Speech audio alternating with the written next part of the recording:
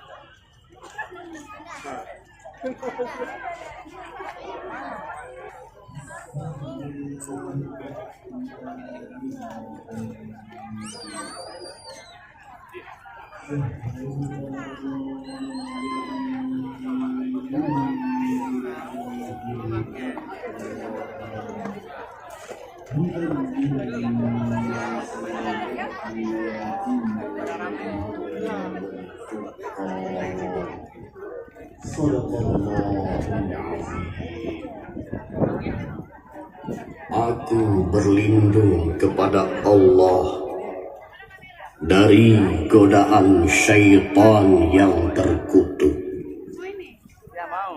dengan menyebut nama Allah yang Maha Pengasih lagi Maha Penyayang. Bulan Ramadan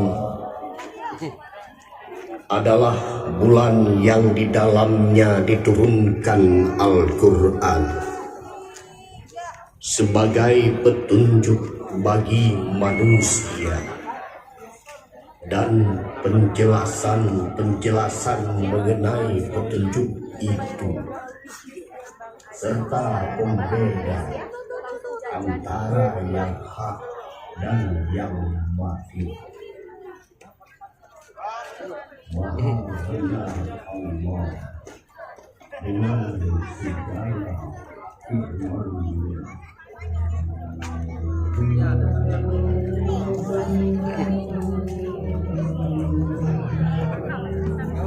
firman-Nya. Ya. Terima kasih.